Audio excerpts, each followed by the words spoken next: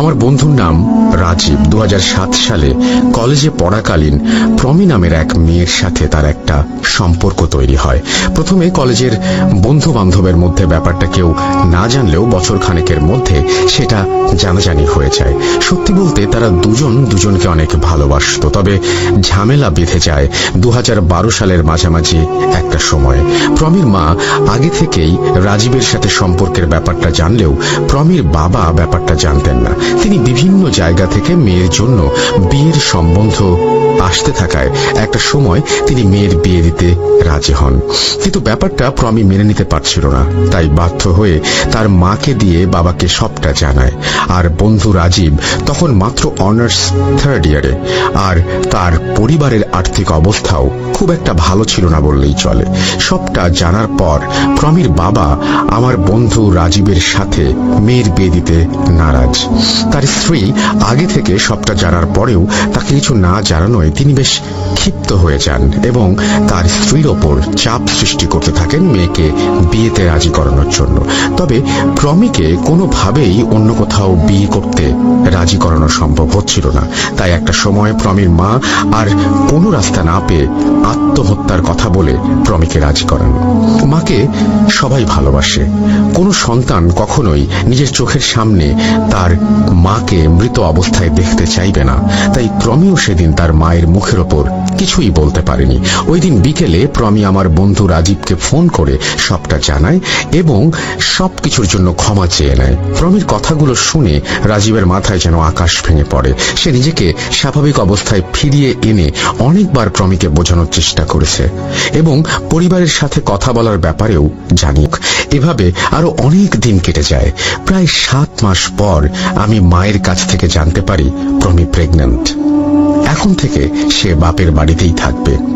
বেশ অনেক দিনের বন্ধুত্ব থাকায় প্রমিকে কংগ্রাচুলেট করতে ওই দিন বিকেলে আমি আর আমার মা ওদের বাড়ি যাই। কিন্তু ওখানে গিয়ে যা দেখি তা সবার চোখের পানি এনে দিয়েছিল। সেই পুরনো প্রমিকে আর চেনাই যাচ্ছিল না। চোখের নিচে কালো দাগ পড়ে গিয়েছে আর জীর্ণ শীর্ণ শরীর। ওকে দেখে প্রচন্ড রকমের অসুস্থ মনে হচ্ছিল। আন্টিকে ওর এরকম আচরণ বা এরকম অবস্থার কথা জিজ্ঞেস করলে তিনি বলেন প্রমি প্রায় 3-4 মাস ধরে অসুস্থ। অনেক ডাক্তার দেখিয়েছে কিন্তু কেউ সেভাবে কিছু বলতে পারে না। হয়তো প্রেগন্যান্সির জন্য এরকম হতে পারে।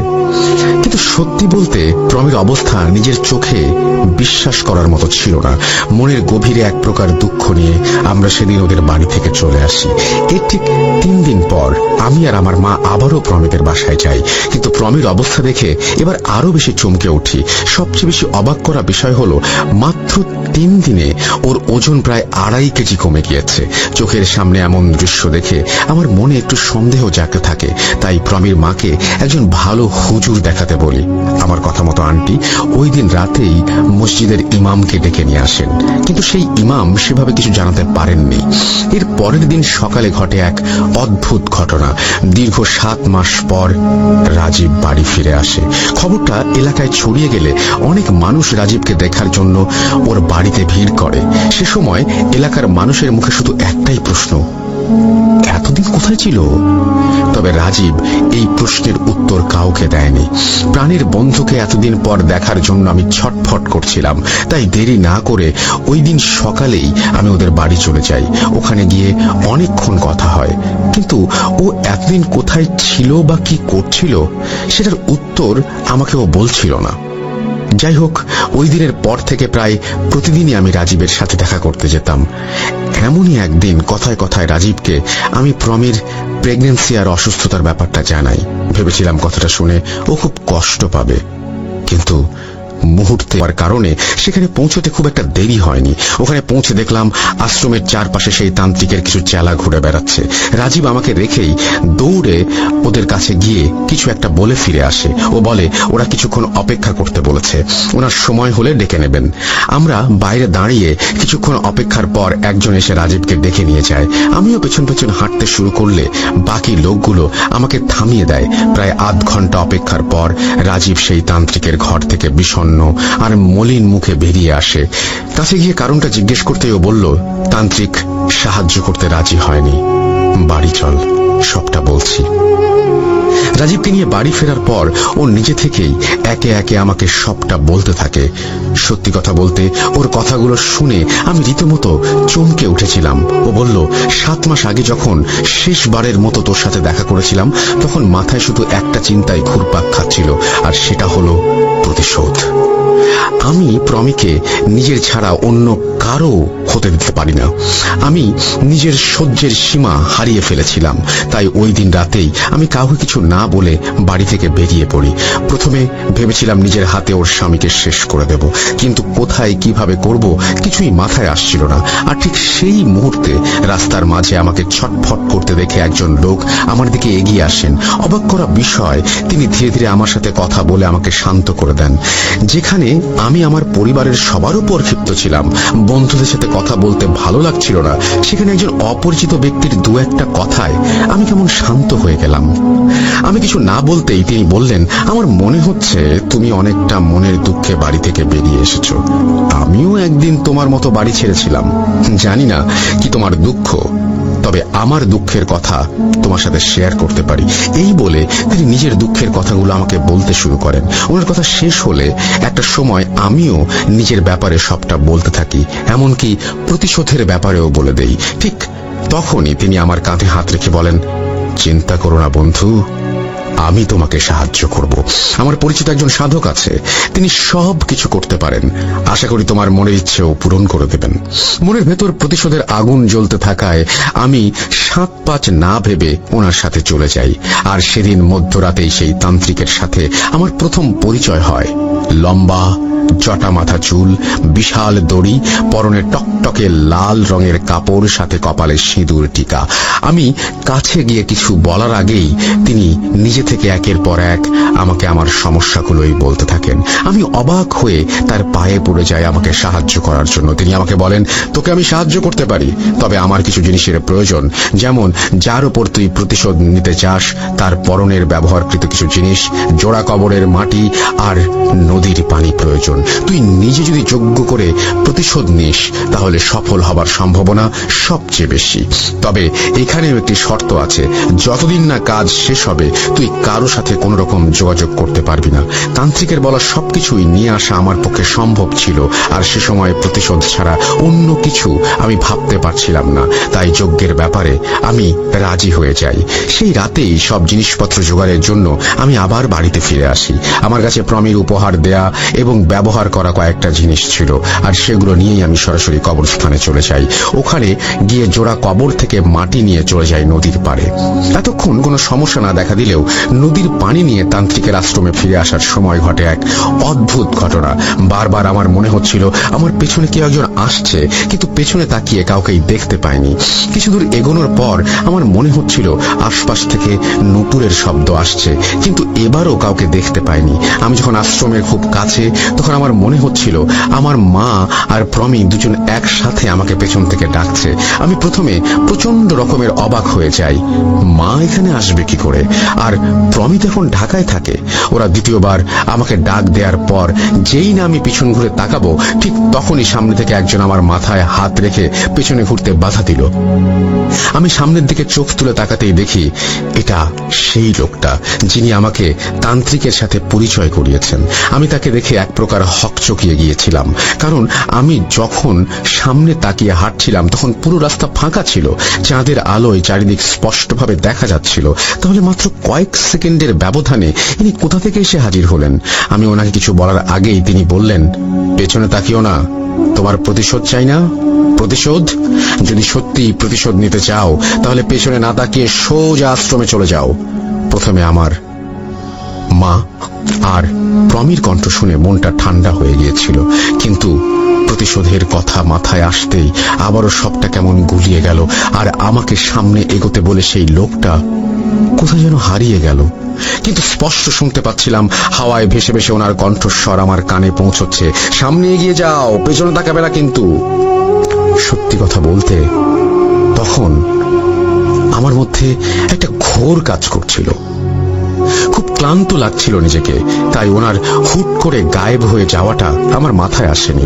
ওনার কথা মতো কিছু দূর এগোনোর পর আবারও সেই ডাক, পেছন থেকে মা আর প্রমি আমার নাম ধরে অনবরত ডেকেই চলেছে। একটা সময় আর সহ্য করতে না পেরে আমি দৌড় দেই আর আশ্রমের সামনে গিয়ে পড়ে যাই। এরপর আমার আর কিছু মনে নেই। আমার যখন জ্ঞান ফেরে তখন ছিল সকাল। চোখ খুলতেই দেখি তান্ত্রিকের চেলাগুলো আমাকে চারপাশে একটা গণ্ডি তৈরি করে বসে আছে। আমি উঠে বসতেই পেছন থেকে তান্ত্রিক বলে উঠল, প্রথম কাজে তুই সফল হয়েছিস, আজ থেকে তোর আসল কাজ শুরু। ওই দিনের পর থেকে আমাকে আগুনের সামনে বসিয়ে বিভিন্ন যজ্ঞ করানো হতো। যজ্ঞ শেষে প্রমির ব্যবহৃত জিনিস আর জোড়া কবরের মাটি দিয়ে একটা পুতুল বানানো হতো। পুতুলটা একদিনে বানানো হয়নি, প্রায় 27 দিন সময় নিয়ে তান্ত্রিক পুতুলটা বানায়। আর 28 দিন রাতে একজন সদ্য প্রয়াত লোকের কাফনের কাপড় থেকে লম্বা একটা অংশ কেটে নিয়ে আসতে বলে আমাকে। এরকম কাউকে কোথায় পাওয়া যাবে সেই ঠিকানা তান্ত্রিক আগেই জানিয়ে রেখেছিল। তাই আমিও ছদ্মবেশে সেই জায়গায় পৌঁছে যাই আর রাতে লাশ পাহারা দেওয়ার দায়িত্ব নিয়ে নেই। অপরিচিত হবার কারণে কয়েকটা ব্যাপার নিয়ে সন্দেহ করলেও আমি কাজটা করতে সফল হই। পরের দিন যজ্ঞের কাজটা বন্ধ ছিল। ওই দিন রাতে ঘুমানোর পর আমি এক অদ্ভুত স্বপ্ন দেখি। আমি দেখলাম বেশ সুদর্শন একজন পুরুষ আমার কাছে এসে বলছে, কাজটা তুমি একদমই ঠিক করনি, আর এখানে যে কাজটা করছো সেটাও একদমই ঠিক করছো না। এর জন্য ইহকাল এবং পরকালে তোমাকে চরম শাস্তি ভোগ করতে হবে। যদি পারো তাহলে কাফনের কাপড়টা ফেরত দিয়ে এসো। এটা বলার সাথে সাথেই আমি লাফ দিয়ে ঘুম থেকে উঠে পড়ে স্বপ্নের ব্যাপারে তান্ত্রিককে জানালে সে বলে, চিন্তার কিছু নেই।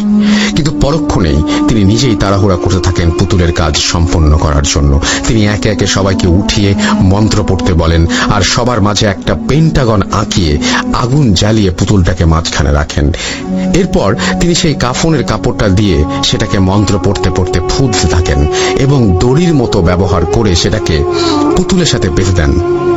আমি দূরে দাঁড়িয়ে স্পষ্ট দেখতে পাচ্ছিলাম মন্ত্র শেষ হবার সাথে সাথে পেন্টাগনের মাঝখানে থাকা আগুনের শিখা দ্বিগুণ উচ্চতায় উঠে যাচ্ছিল।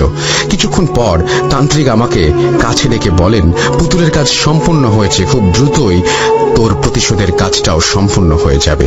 ওই দিনের পর পুতুলটার সাথে কি হয়েছিল বা আরো কি কি করা হয়েছিল সেটা আমার জানা নেই। এতদিন আমি বাড়ি ফিরে আসতে পারিনি, কারণ আমার ভালো লাগছিল না, তাই ফিরিনি। তবে সে সময় আমি মাঝে মাঝে স্বপ্ন দেখতাম প্রমির স্বামী কোনোভাবে কষ্ট পাচ্ছে। ব্যাপারগুলো আমার কাছে বেশ ভালো লাগছিল। তবে তখন আমার খেয়াল ছিল না এই যজ্ঞের কারণে প্রমিও কষ্ট পাবে। প্রতিশোধের সবটাই ভালোভাবে চলছে দেখে একটা সময় বাড়ির লোকের কথা ভেবে খুব মন খারাপ হচ্ছিল, তাই ফিরে এসেছি। কিন্তু প্রমিকে দেখে আজ আমি নিজেকে ধরে রাখতে পারিনি। আমি যখন তান্ত্রিকের কাছে সাহায্যের জন্য গেলাম তখন সে বলল, এটা সম্ভব নয়, এই কাজটা একবার শুরু হয়ে গেলে আর বন্ধ করার ক্ষমতা কারো নেই। আমি অনেকবার তাকে অনুরোধ করেছি কিন্তু কাজ হয়নি। এটা ছিল দীর্ঘ 7 মাসে কাটানো রাজীবের দিনগুলোর কথা। ওই রাতে আমি রাজীবের বাড়িতেই থেকে যাই। সত্যি বলতে কিছু বলার মতো ভাষা আমার ছিল না। যা হোক, পরদিন সকালে নিজেদের মধ্যে কথা বলে আবারও সেই আশ্রমে যাই তান্ত্রিকের সাথে কথা বলতে। প্রায় 2.5 ঘন্টা অপেক্ষা করে তান্ত্রিকের সাথে কথা বলার সুযোগ হলেও এবারও কোনো লাভ হবে না। একটা উপায়ের কথা বলে দেয়, আর সেটা হলো কালো জাদু করা পুতুলটা নদীর পানিতে ফেলে দিয়ে আসা হয়েছে। যদি ওই পুতুলটা কোনোভাবে খুঁজে নিয়ে আসা যায় তাহলেই শুধুমাত্র একটা সমাধান করা সম্ভব। কিন্তু আমাদের জন্য সেই পুতুলটা খুঁজে বের করা অসম্ভব। স্রোতের টানে কোথায় হারিয়ে গিয়েছে সেটা কেউ জানে না। এদিকে দিন দিন প্রমির অবস্থা আরো খারাপ হতে থাকে। ডাক্তারের কাছে নিয়ে যাওয়ার পর সব ধরনের চেক আপ করে ডাক্তার স্পষ্টভাবে বলে দেন, যদি প্রমির শারীরিক অবস্থা এরকমই থেকে যায় তাহলে বাচ্চাটাকে আর বাঁচানো সম্ভব হবে না। তাই আমি আর রাজীব হন্যে হয়ে হুজুরের খোঁজ করতে থাকি, কারণ এবার ধর্মের উপর বিশ্বাস রাখা ছাড়া আর কোনো উপায় ছিল না। হয়তো আমাদের চেষ্টার কারণে আল্লাহ আমাদের একটা সুযোগ করে দিয়েছিলেন। সৌভাগ্যবশত কুমিল্লা শহরেই আমরা একজন হুজুরের খোঁজ পাই। তার কাছে গিয়ে পুরো ঘটনা বলার পর তিনি অবাক হয়ে যান, কারণ একজনের ক্ষতি করার জন্য যে ব্যক্তি ব্যক্তি তান্ত্রিকের সাথে নিজেই যজ্ঞ করেছে, সেই সমস্যার সমাধান খুঁজে বের করা খুবই কষ্টকর। তবুও তিনি আমাদের কাছ থেকে কিছুটা সময় চেয়ে নেন। দুদিন পর তিনি আমাদের কাছে ফোন করে ওনার বাড়িতে ডাকেন। ওখানে বাড়িতে যাবার পর তিনি যা বলেন তা ছিল ভয়ঙ্কর। তিনি বলেন, রাজীব যে তান্ত্রিকের কাছে গিয়েছিল সে প্রচন্ড শক্তিশালী একজন। নিজের ক্ষমতা বৃদ্ধি করার জন্য কারো গর্ভে থাকা সন্তানের মৃত্যু ঘটানো তার জন্য জরুরি ছিল। তার সে পোষা কিছু জিনের মাধ্যমে রাজীব আর প্রমির খোঁজ পায়। আর যে রাতে রাজীব প্রতিশোধ নেবার জন্য বেরিয়েছিল, সেই রাতে এক বদ জিনকে দিয়ে রাজীবকে বিভিন্নভাবে প্রভাবিত করে, অর্থাৎ ব্রেইন ওয়াশ করে তার আশ্রমে নিয়ে আসে এবং ওকে কাজে লাগিয়েই স্বার্থ সিদ্ধির কাজগুলো করিয়ে নেয়। তান্ত্রিক আগে থেকেই প্রমির গর্ভে সন্তান আসার আভাস পাচ্ছিল, তাই রাজীবকে অপেক্ষা করিয়ে 4 মাস পর্যন্ত যজ্ঞের কাজ করিয়েছে এবং 4র্থ মাসে পুতুলটা নদীতে ফেলে দিয়ে এসেছে। এছাড়াও আরো 2টো তাবিজ আছে, কিন্তু কোথায় আছে সেটা আমি বলতে পারি না। তাই এই সমস্যার সমাধান করা খুব কঠিন। হুজুরের কথাগুলো শুনে রাজীবের মাথায় যেন আকাশ ভেঙে পড়ে। নিজের ক্ষমতা বৃদ্ধির জন্য এতদিন তাকে ব্যবহার করা হয়েছে এবং 2 জন মানুষের মৃত্যু ডেকে নিয়ে আসা হয়েছে।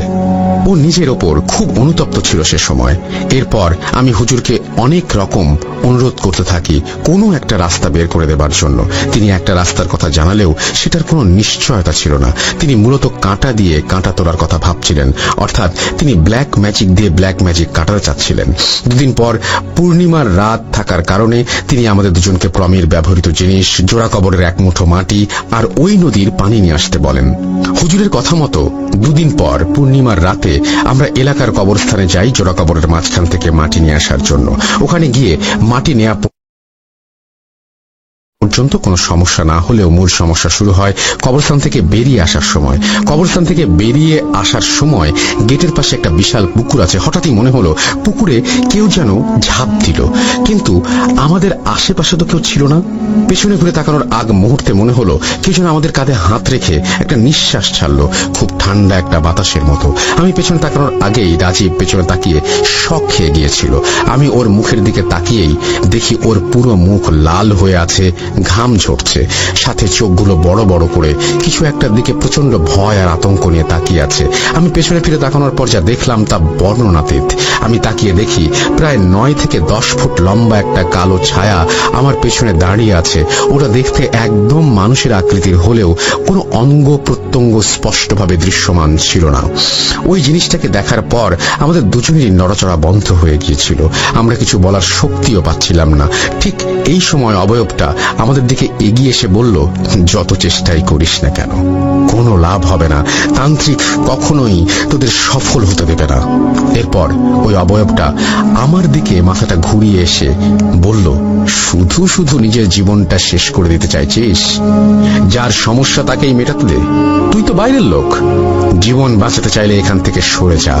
এটা বলেই অবয়বটা আমার চোখের সামনে থেকে কয়েক সেকেন্ডের মধ্যে ঘন অন্ধকারে মিলিয়ে গেল। ঠিক তখনই আমরা আমাদের বাক শক্তি আর হাঁটার শক্তি ফিরে পাই এবং আর 1 মুহূর্ত ওখানে দেরি না করে দৌড়ে নদীর পাড়ে গিয়ে পানি সংগ্রহ করি আর হুজুরের বাড়িতে চলে যাই। হুজুর আমাদের কাছ থেকে জিনিসগুলো নিয়ে একে একে কাজ শুরু করেন এবং বলেন 3 দিনের মধ্যে প্রমি সুস্থ হতে শুরু করবে। হুজুরের কথায় আমরা বেশ আশায় আশায় দিন কাটাতে থাকি এবং আমার মাকে দিয়ে প্রতিদিনই প্রমির খোঁজ নিতে থাকি। ঠিক 3 দিন পর খবর পাই অন্যান্য দিনের তুলনায় প্রমি সুস্থ বোধ করছে। এভাবে 2 দিন বেশ ভালোভাবে কাটলেও 3 দিনের দিন শুরু হয় নতুন ঝামেলা। 3য় দিন রাতে এক অদ্ভুত স্বপ্ন দেখি আমি দেখি কবরস্থানের ভেতর যে অদ্ভুত কালো অবয়বটা দেখা দিয়েছিল সে কাকে যেন বেধড়ক মারধর করছে। দূর থেকে ব্যাপারটা আমার কাছে ঝাপসা লাগছিল। আমি কাছে যাওয়ার আগেই কয়েক সেকেন্ডের মধ্যে জিনিসটা আমার কাছে এসে বলে, তোকে না বলেছিলাম এই সব কিছু থেকে নিজেকে সরিয়ে রাখতে? এখনো সময় আছে, যদি না চাস তাহলে হয়তো 4টা প্রাণ চলে যাবে। এটা শোনার পরেই আমার ঘুমটা ভেঙে যায়। উঠে দেখি তখন সকাল হয়ে গিয়েছে। আমি যেই না আবার ঘুমানোর প্রস্তুতি নেব ঠিক সেই সময় খবর আসে প্রমি প্রচন্ড অসুস্থ হয়ে পড়েছে আর তাকে ইমিডিয়েটলি হাসপাতালে নিয়ে যাওয়া হচ্ছে। আমি রীতিমতো অবাক হয়ে যাচ্ছিলাম। এই তো হুজুর রুকাইয়া কাজ করছিল, তাহলে এরকম হলো কেন? আর আমি এই স্বপ্নটা দেখার পরপরই এমন খবর কেন পেলাম? এরকম আরো অনেক প্রশ্ন মনে জাগতে থাকে। তাই আমি রাজীবকে ফোন করে সবটা জানাই আর ওকে নিয়ে সকালেই হুজুরের বাড়িতে চলে যাই। গিয়ে যা দেখলাম এবং শুনলাম তা গা শিউরে ওঠার মতো। আমরা গিয়ে দেখি হুজুরের পুরো বাড়ি লন্ডভন্ড হয়ে আছে আর পুরো চোখ মুখ লাল হয়ে আছে। তাকে এই সবকিছুর কারণ জিজ্ঞেস করলে তিনি বলেন, আজ ফজরের আজানের আগে এক বিশাল আকৃতির কালো অবয়ব আমার ঘরে এসে আমার রুমে থেকে টেনে তোলে এবং সরাসরি প্রমিকে সাহায্য করার থেকে বিরত থাকতে বলে। আমি ব্যাপারটা বুঝতে পেরে ওর সাথে তর্কে জড়িয়ে পড়ি আর মুহূর্তের মধ্যে আমার চোখের সামনে যেন ঘূর্ণিঝড় হয়ে যায় আর সবকিছু লন্ডভন্ড করে রেখে যায়। আমি প্রথমে ওর ক্ষমতার আন্দাজ করতে পারিনি, কিন্তু এখন বুঝতে পারি এটা অনেক শক্তিশালী একজন। তোমরা যত তাড়াতাড়ি সম্ভব আরো ভালো কারো সাথে যোগাযোগ করো, না হলে অনেক বিপদে পড়তে পারো। আর আমার পক্ষে এটা সমাধান করা সম্ভব নয়। এরপর আবার সেই হুজুরের বাড়ি থেকে চলে আসি আমরা। বাড়ি ফেরার সময় মায়ের কাছ থেকে ফোন করে জানতে পারি প্রমির বাচ্চাটা আর নেই। গতকাল রাতেই নাকি সে মারা গিয়েছে। খবরটা পাওয়ার পর কারোরই মনের অবস্থা ঠিক ছিল না। সেই মুহূর্তে কি করব ভেবে না পেয়ে আবারও আমরা সেই তান্ত্রিকের আশ্রমে যাই তাকে টাকার অফার দিতে। আমাদের তখন মূল লক্ষ্য ছিল প্রমিকে বাঁচানো। যদি কোনোভাবে টাকা দিয়ে তান্ত্রিককে রাজি করানো যায়, কারণ এখন তো বাচ্চাটা মারা গিয়েছে, তার তো স্বার্থ সিদ্ধি হয়েছে। কিন্তু আমরা পারিনি। তান্ত্রিক কোনোভাবেই কোনো কিছুতেই রাজি হচ্ছিল না। একটা সময় আমরা সব আশা ছেড়ে দিয়েছিলাম, কিন্তু মহান আল্লাহ আবারও আমাদের সহায় হন। একদিন পরেই আমরা এক মহিলা তান্ত্রিকের খোঁজ পাই। মহিলা তান্ত্রিকের ঠিকানাটা ছিল কুমিল্লা জেলার চান্দিনা থানার ভেতর। তবে তিনি একজন হিন্দু ধর্মাবলম্বী ছিলেন। হুজুরের সূত্র ধরে আমরাও কাঁটা দিয়ে কাঁটা তোলার চেষ্টা করেছিলাম। এলাকার অনেকের কাছে শুনেছি তিনি তন্ত্রবিদ্যায় বেশ পারদর্শী। আমরা অনেকভাবেই অনেক প্রতিকূল পরিবেশ কাটিয়ে মহিলা তান্ত্রিকের সাথে কথা বলার সুযোগ পাই। তিনি আমাদের সব কথা শুনে 51 টাকা হাদিয়ার সামনে একটা থালায় রেখে বাইরে যেতে বলেন। আমরা বাইরে গিয়ে কিছুক্ষণ অপেক্ষার পর তিনি আমাদের ভেতরে ডাকেন। ভেতরে যাবার পর তিনি এমন কিছু চাঞ্চল্যকর তথ্য দেন যা শুনে আমরা দুজনে বাকরুদ্ধ হয়ে গিয়েছিলাম। তিনি বলেন, রাজীবের মূল লক্ষ্য ছিল প্রমির স্বামীর মৃত্যু ঘটানো আর প্রমির সামান্য ক্ষতি করা। কিন্তু ওই তান্ত্রিক রাজীবের এই প্রতিশোধের সুযোগ নিয়ে নিজের স্বার্থ সিদ্ধির জন্য প্রমি এবং প্রমির বাচ্চার উপর কালো জাদু করেছে। আর রাজীবকে স্বপ্ন দেখিয়েছে যে ওর যজ্ঞের কারণে প্রমির স্বামী কষ্ট পাচ্ছে। প্রমির বাচ্চাটাকে তো মেরে ফেলতে সক্ষম হয়েছে, এখন তার শেষ লক্ষ্য প্রমি। কিন্তু এর মধ্যে একটা সমস্যা আছে। মহিলা তান্ত্রিকের পর আমাদের সাথে সেই সমস্যার কথা শেয়ার করেন, কিন্তু আমাদের ঘটনার সেই অংশটাই হচ্ছে সবচেয়ে বড় টুইস্ট। তাই সেটা ঘটনার শেষে উল্লেখ করব। এরপর তিনি আমাদের বলেন প্রমিকে 3টি তাবিজ করা হয়েছে। একটা আছে নদীতে সেই পুতুলের সাথে, যেটা খুঁজে পাওয়া এখন অসম্ভব, কিন্তু বাকি যে দুটো আছে সেটা খুঁজে পেলে সমস্যার সমাধান সম্ভব। ওই তান্ত্রিকের আশ্রমের পাশে একটা পেয়ারা গাছ আছে। ওই গাছের সাথে কাফনের কাপড় মোড়ানো তাবিজ ঝুলিয়ে একটা পলিথিনে বেঁধে দেওয়া আছে। বাতাসের কারণে পলিথিনটি যতবার উড়বে প্রমি ততবার অসুস্থ হয়ে পড়বে। তাই যত তাড়াতাড়ি সম্ভব ওটা নিয়ে আসতে হবে। আর সর্বশেষ তাবিজটি রয়েছে প্রমিদের বাড়ির রান্নাঘরের চুলো, সেই চুলোর মাটির নিচে, যেটা ওই তান্ত্রিক নিজের পোষা জিন দিয়ে রেখে আসছিল। তাই দেরি না করে কাল সকালের মধ্যে তাবিজগুলো খুঁজে আমার কাছে নিয়ে এসো। আমরা সেই তান্ত্রিকের কথা শুনে তখনই বেরিয়ে পড়ি। সত্যি বলতে ওনার প্রতিটা কথা অক্ষরে অক্ষরে মিলে যাচ্ছিল, কিন্তু এই পেয়ারা গাছ থেকে তাবিজটা নামানোর পর আমি খুবই অসুস্থ বোধ করছিলাম। শরীরের কোনো শক্তি পাচ্ছিলাম না আর বমি বমি ভাব হচ্ছিল। অনেক দোয়া পড়ে ফুঁ দেওয়ার পর একটু সুস্থ হই। ওই রাতেই আমরা প্রমিদের বাড়ির রান্নাঘরে যাই তাবিজটা নিয়ে আসার জন্য।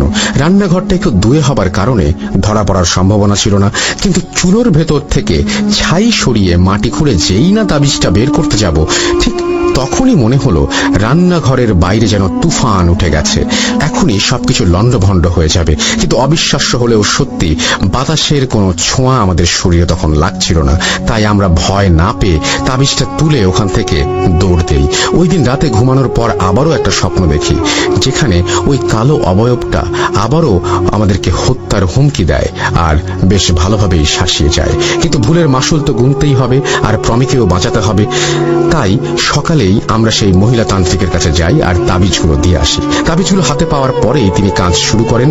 আর সত্যি বলতে মায়ের কাছ থেকে খবর নিয়ে জানতে পারি প্রমি আস্তে আস্তে সুস্থ হয়ে উঠছে। তবে তখনও শঙ্কা ছিল। হুজুরের বেলায় তো এমনটাই বলা হয়েছিল, কিন্তু পরবর্তীতে একটা বিপদ ঘটেছে, এবারও এমনটা ঘটবে না তো? যাই হোক, মাঝখানে সবকিছু ঠিকঠাক চলছিল। এমনই একদিন সন্ধ্যায় আমি আমার রুমে বসে পড়ছিলাম, তখনই একটা বিষয় আমার মাথায় আসে আর আমাকে চিন্তায় ফেলে দেয়। আচ্ছা, আপনাদের কি মনে আছে আমরা যখন কবরস্থানে গিয়েছিলাম তখন ওই অবয়বটা আমাকে কি বলেছিল? সে বলেছিল যদি আমি প্রমিকে সাহায্য করি তাহলে 4 জনকে মরতে হবে। এখন প্রশ্ন হচ্ছে, মহিলা তান্ত্রিকের তথ্য অনুযায়ী প্রমির স্বামীর কোনো প্রকার কাল জাদু করা হয়নি। তান্ত্রিক শুধুমাত্র প্রমি আর তার বাচ্চাকে জাদু করেছে, তাও আবার রাজীবের মাধ্যমে। যদি সাহায্য করার অপরাধে আমার মৃত্যু হয় সেক্ষেত্রেও আমি হব তৃতীয় এবং শেষ ব্যক্তি। তাহলে এই চতুর্থ ব্যক্তিটাকে? কথাটা ভাবতে ভাবতেই আমার কাছে সেই তান্ত্রিকের ফোন আসে। তিনি বলেন পুতুলটা ছাড়াও প্রমিকে 2 নয় 3টে তাবিজ করা হয়েছে, যেটা কিনা তিনি তার জিনের মাধ্যমে প্রমিদের বাড়ির পাশের পুকুর থেকে খুঁজে পেয়েছেন এবং নষ্ট করে ফেলেছেন। এরপর তিনি আমাদের একটা সুসংবাদ দেন। তিনি বলেন জাদুর প্রভাব কেটে গিয়েছে, প্রমি আস্তে আস্তে সুস্থ হয়ে উঠবে। এই কথাটা আমার বুকে কতটা গভীরভাবে লেগেছে তা বলে বোঝাতে পারবো না। আমি এতটা খুশি আর আগে কখনো হয়নি। আমি সাথে সাথে রাজীবকে ফোন করে সবটা জানাই এবং খবরটা শুনে ও খুশিতে আত্মহারা হয়ে গিয়েছিল। ওই দিনই আমি প্রমিদের বাড়িতে যাই এবং প্রমির সাথে দেখা করে আসি। ওখানে গিয়ে ওর সাথে দেখা করে কলিজাটা ঠান্ডা হয়ে গিয়েছিল, কারণ ও আগে থেকে এখন অনেকটা সুস্থ। তবে খুশির মুহূর্তগুলো খুব বেশি দিনের জন্য আমাদের কাছে থাকেনি। প্রমি সুস্থ হবার ঠিক 3 দিন পর থেকেই রাজীব প্রচন্ড অসুস্থ হয়ে পড়ে। কোনো ডাক্তার, কবিরাজ, তান্ত্রিক কেউ ব্যাপারটা সুরাহা করতে পারছিল না।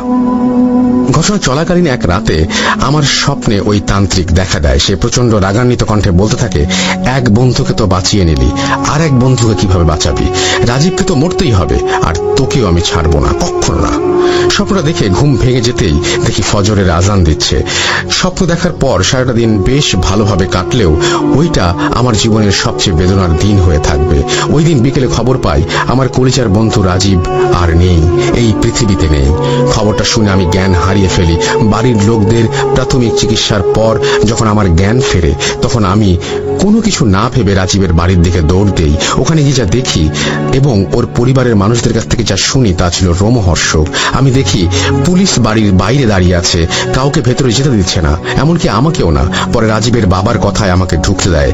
রাজীবকে দেখার সাহস আমার ছিল না, তাই ওর বাবার কাছে মূল ঘটনাটা জানতে চাই। তিনি বলেন রাজীব দুপুরে গোসল করার জন্য বাথরুমে গিয়েছিল, কিন্তু দুপুর গড়িয়ে বিকেল হলেও ওর কোনো সারা শব্দ পাওয়া যাচ্ছিল না। প্রথমে ভেবেছিলাম অসুস্থতার কারণে অজ্ঞান হয়ে গিয়েছে, কিন্তু দরজা ভেঙে যাওয়ার পর দেখি রক্তাক্ত রাজীবের লাশ মেঝেতে পড়ে আছে। এরপর তিনি আর কিছু বলতে পারেননি।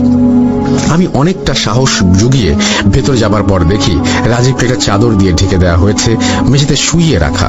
আমি কাছে যেতেই একজন চাদর সরিয়ে দেওয়ার পর যা দেখলাম তা বর্ণনা করতে গিয়ে আমার শরীর শিউরে ওঠে। আমি দেখলাম ওর পুরো শরীরে আঁচড়ের দাগ আর গলায় 3টা আঙুলের মোটা ছাপ।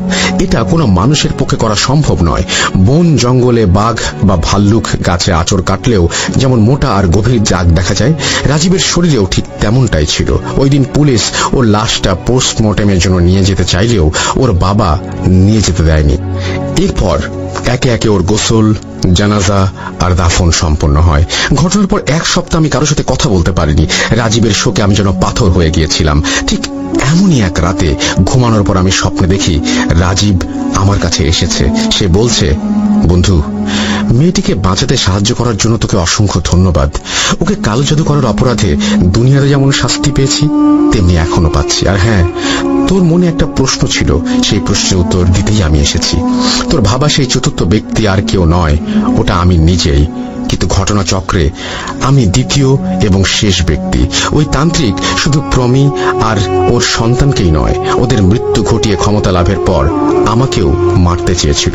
তাই আমাকে দিয়ে যজ্ঞ করানোর নামে সে আমাকে কালো জাদুতে বেঁধে ফেলেছিল।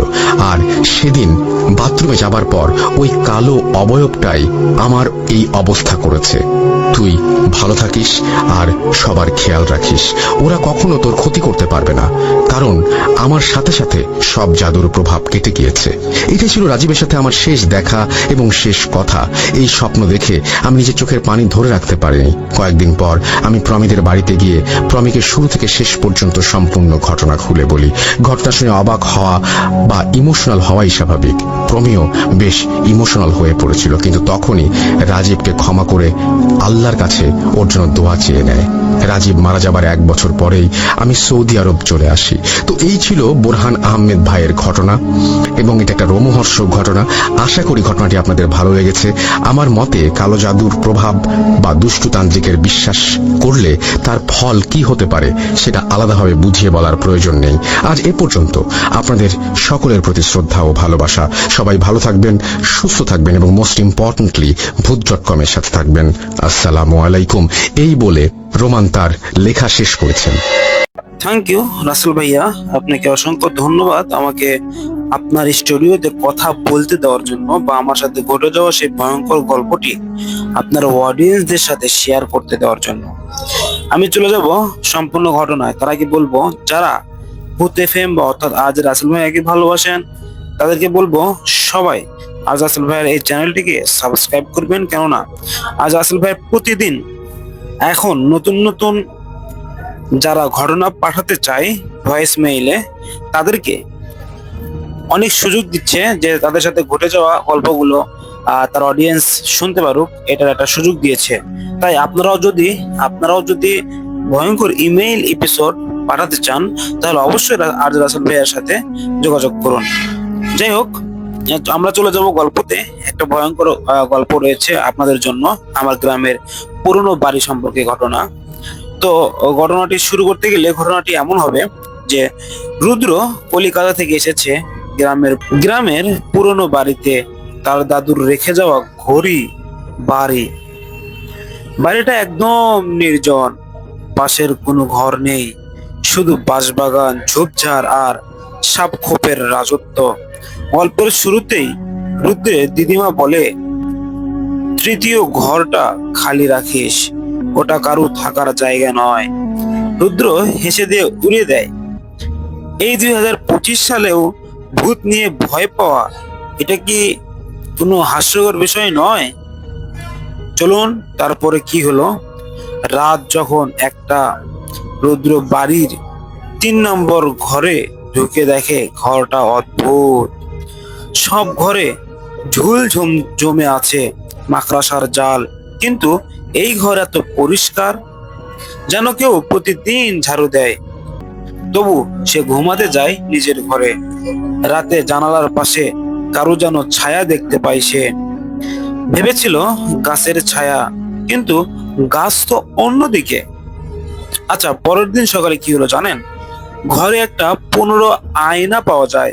আয়নার দিকে খোদাই করে লেখা আছে, আমি যা দেখাই তা সব সময় সত্যি নয়। রুদ্র আয়নায় নিজের মুখ দেখে। মুখটা তার, কিন্তু মুখের পিছনে আরো একটা মুখ, একটা কালো ছায়া দাঁড়িয়ে হাসছে। সে ঘুরে তাকায়, কিন্তু কিছুই নেই। আচ্ছা, তৃতীয় রাতে খোলা দরজা। হঠাৎ রাতের একটা শব্দ শুনে রুদ্র উঠে পড়লো এবং ঘরের দরজা খোলা। বাইরের বারান্দা দিয়ে ঠান্ডা বাতাস ঢুকছে। সে তৃতীয় ঘরের দিকে তাকায়। দরজা খোলা, ভিতরে আলো জ্বলছে, কিন্তু ওই তো আলো জ্বালায়নি, তাহলে এই আলো জ্বালালো কে? সে ধীরে ধীরে ঘরের দিকে এগোচ্ছে। আয়নার সামনের দিকে দাঁড়িয়ে কে যেন ফিস ফিস করে আমায় বলছে, আমার জায়গায় তুই থাকবি। রুদ্র চিৎকার করে পিছিয়ে আসে। পরের দিন রুদ্র সিদ্ধান্ত নেয় ও ঘরটা বন্ধ করবে। ঘরে গিয়ে দেখে আয়নাটা এবার ফাটল ধরা। ভিতর থেকে শব্দ আসছে, যেন কেউ গুনগুন করে গান গাইছে শিশুর গলায়। হঠাৎ একটা হাত বেরিয়ে এসে আয়নার ভিতর থেকে রুদ্র পড়ে যায় পিছনে। তবে সেটা কোনো হাত না, একটা ছায়া, যেটা মানুষের না, তবে মানুষের মতো। ছোট শীর্ণ রক্তমাখা দাঁত আর এক জোড়া লাল চোখ। দিদিমা অসুস্থ হয়ে যায়। রুদ্র ডাক্তার ডাকে, কিন্তু ডাক্তার আসে না। ঘড়ির কাঁটায় 3টা থেমে যায়। তৃতীয় ঘরের দরজা খোলা, আয়না নেই। আয়নার জায়গায় এখন একটা ফাঁকা গর্ত। মাটির নিচ থেকে কার যেন হাসি শোনা যায়। রুদ্র এবার আর দেরি না করে পালাতে চায়, কিন্তু বেরোনোর পথ খুঁজে পায় না। ঘরের দেওয়ালগুলো পাল্টে গেছে, সব দরজা ঘুরে দাঁড়ায় তৃতীয় ঘরের সামনে। শেষবার রুদ্র চিৎকার করে বলে, আমি কিছুই করিনি, আমিও ঘরে থাকিনি। একটা ফিসফিসে কণ্ঠ শুনতে পায়, তুই শুধু ঘরে থাকিসনি, তুই আয়নাই দেখেছিস, আর এখন তুই আমার জায়গায়। তার মানে রুদ্র যখন তার দিদিমা প্রথমে তাকে বলেছিল যে ওই ঘরটা আমাদের জন্য নয়, ওই ঘরটা স্পেশালি কারো জন্য। তো যাই হোক, এইরকম একটি ঘটনা আমাকে লিখেছিল রুদ্র সাহেব। তবে ঘটনাটি কেমন লেগেছে অবশ্যই জানাবেন। কিন্তু পরবর্তী যে ঘটনাটি রয়েছে, এই ঘটনাটা অত্যন্ত ভয়ঙ্কর এবং এই ঘটনাটি কালো জাদুর ঘটনা। চলুন একটি বিকল্প পদ্ধতির কালো জাদুর সম্পর্কে আমরা জেনে আসি। একটা ছেলে একটা মেয়েকে খুব ভালোবাসতো, নাম তার রিয়া, এবং সোহেল তাকে আহ খুব একটা ভালোবাসতো না। কিন্তু একটা সময়ে এসে রিয়া তাকে অনেক বেশি ভালোবেসে ফেলে, এবং এই রিয়া সোহেলকে পাওয়ার জন্য সে অনেক চেষ্টা করে, কিন্তু সোহেল তাকে কোনোভাবেই ধরা দিচ্ছে না। তখন রিয়া সিদ্ধান্ত নিল, আমি একটা তার প্রতি কালো জাদু করব। কেননা কয়েকদিন ধরে সোহেল একটা মেয়ের সাথে চলাফেরা করছে, যা দেখে রিয়া কখনোই নিজেকে সামাল দিতে পারছিল না। তো হঠাৎ ওই মেয়েটি একটা তার বান্ধবীর কাছে কথা বলল যে আমি কিভাবে সোহেলকে আমার করে নিতে পারবো। তখন তার বান্ধবী তাকে বলে, উপায় একটা আছে, কিন্তু অনেক রিস্ক। তবুও রিয়া যেন হাল ছাড়তে পিছপা হলো না। তিনি বলছে, আমি যে কোনো কিছুর বিনিময়ে আমি সোহেলকে চাই। আচ্ছা ঠিক আছে, যেমন কথা তেমনই তার বান্ধবীর উত্তর যে বান্ধবী, তুই একটা কাজ করতে পারিস, তুই কালো জাদু করে দেখতে পারিস। কালো জাদু করলে তুই তাকে পাবিস শিওর। তো যাই হোক, তিনি রিয়া সাহেব তার বান্ধবীকে বলল যে আমি কিভাবে এই কালো জাদু স্টার্ট করতে পারি, তুই আমাকে একটু হেল্প কর। কিন্তু তার বান্ধবী মায়া কোনোভাবেই তাকে হেল্প করতে চাচ্ছে না। তখন রিয়া বলল, তোকে আমাকে হেল্প করতে হবে না, আমি নিজেই খুঁজে নিব। তখন যায় পাগলা দাদুর বাসায়। আপনারা ইতিমধ্যে রাসেল ভাইয়ের কণ্ঠে শুনতে পেরেছেন পাগলা দাদুর কথা। এই পাগলা দাদু আপনার খুবই একজন ভয়ঙ্কর তান্ত্রিক, এবং তিনি কিন্তু কবিরাজিতে এক্সপার্ট ছিলেন। তিনি একদিন বিকেল বেলা উঠানে বসে থেকে ধ্যানে ছিলেন। তখন রিয়া গিয়েছেন তার কাছে এবং তাকে বলে যে, পাগলা দাদু, আমার এই একটা সমস্যা নিয়ে এসেছি, আমি তো একজনকে অনেক বেশি ভালোবাসি, তো সে আমাকে পাত্তা দিচ্ছে না, এবং আমাকে ছাড়া সে অন্য একজনের পিছে ঘুরতেছে, যা আমার কাছে সহ্যনীয় নয়। তখন পাগলা দাদু তাকে বলল যে, ঠিক আছে, আমি এই বিষয়ে তার সঙ্গে কথা বলে দেখতে পারি। কিন্তু রিয়া বলছে, কথা না, আমি ডিরেক্ট তাকে আমার করে পেতে কি করতে পারি, আপনার সাহায্য কি পেতে পারি, আমাকে একটু সাহায্য করুন। তখন তাকে ওই তান্ত্রিক পাগলা দাদু তাকে বিষয়টি খুলে বলল যে, তুমি আমার কাছে কেন এসেছো আর কি করতে চাও, আমাকে ক্লিয়ার করো। তখন রিয়া বলল, আমি কালো জাদু করতে চাই। তখন পাগলা দাদু থমকে গেলেন এবং তিনি বললেন, আমি তো অন্যায় কোনো কাজ করি না, আমার কাছে সবাই আসে যে আমি যারা বিপদে পড়ে এবং যারা কালো জাদুতে থাকে, আমি তাদের কালো জাদুকে কাটিয়ে দেওয়ার আপ্রাণ চেষ্টা করি, কিন্তু আমি তো কারো প্রতি কালো জাদু করি না। মা, তুমি ফিরে যাও, আমি পারবো না, তুমি তাকে সামনাসামনি বোঝাও। কিন্তু তারপরেও রিয়া যেন কোনোভাবে হাল ছাড়ছে না। তিনি ওখান থেকে চলে যায়। যাওয়ার পরে তান্ত্রিক কবিরের বাসায় তিনি গেলেন। রিয়া রিয়া কিন্তু থাকতো গল্পে বসার স্বার্থে বলে রাখি, রিয়া কিন্তু থাকতো ঢাকাতে, এবং সেই রিয়া কিন্তু ঢাকা থেকে রংপুরে চলে যায় এবং রংপুরের রাজবাড়িতে গিয়ে তিনি আরো একটি কবিরাজের সন্ধান পায় এবং সেই কবিরাজের সঙ্গে তিনি কিন্তু কথা বলছেন এবং তিনি বলছেন যে আহ রিয়াজ মামা, আমার একটা উপকার করতে পারবেন? আমি একজনকে অনেক ভালোবাসি, সে তো আমাকে পাত্তা দিচ্ছে না, সে অন্য একজনের সাথে রিলেশনে আছে, আমি কিভাবে তাকে আমার করে নিতে পারি? তখন বললেন সরি তান্ত্রিকটি বললেন, ঠিক আছে, আমি কালো জাদু করতে পারি, তবে আমার কিছু কিছু উপকরণ লাগবে, যেগুলো তুই দিতে পারবি? তখন তাকে বলেন রিয়া বলেন যে হ্যাঁ, আমি দিতে পারবো। তখন তার কথা অনুযায়ী সবকিছু তিনি অ্যারেঞ্জ করেন এবং অনেক টাকার বিনিময়ে আহ, এই এই কালো জাদুর মতো ভয়ঙ্কর একটি ঘটনা তিনি করেছেন। তারপরে ঢাকা থেকে রিয়ামনি যখন রংপুর থেকে যখন রিয়ামনি ঢাকায় আসে, আসার পরে শুনে কালো জাদু করার কারণে তার প্রিয়তম সোহেল, তিনি কিন্তু তার কালো জাদুকে সহ্য করতে না পেরে তিনি কিন্তু সেখানেই ইন্তিকাল করেন। এখানে একজন মানুষকে পাওয়ার জন্য সে যে ভয়ঙ্কর একটি রূপ নিয়েছিলেন, যার কারণে তার এফোর্টে তিনি তার বয়ফ্রেন্ডটি মারা গেলেন। এখানে কিন্তু কালো জাদু খুবই একটা ভয়ঙ্কর বিষয়, কেউ কোনোদিন ভুল করেও এই কাজটি করতে যাবেন না, কারণ এটা সম্পূর্ণ ইসলাম পরিপন্থী। যাই হোক, ইতিমধ্যে আমি একটা ঘটনা আপনাদেরকে শোনালাম এবং আমি আপনাদেরকে বলতে চাই, যারা রাসেল ভাইয়ের ঘটনা পছন্দ করেন এবং ইমেইল এপিসোড পছন্দ করেন, তারা সবসময় রাসেল ভাইয়ের পাশে থাকবেন। এবং আপনারা জানেন এই চ্যানেলের মাধ্যমে সর্বদাই নতুন নতুন ভূত এফএম পাবলিশ করা হয়, যেটা একদম বাছাইকৃত এবং যেগুলো কখনো আপনারা শোনেননি। বেস্ট ইমেইল গুলো এই টপ ভূত এফএম এর মাধ্যমে তুলে ধরা হয়। তাই আপনাদের কাছে রিকোয়েস্ট এবং আপনার অনুরোধ যে আপনারা এই চ্যানেলের সঙ্গে থাকবেন এবং এই চ্যানেলটি সাবস্ক্রাইব করে আমাদের পাশে থাকবেন। ধন্যবাদ। আসসালামু আলাইকুম।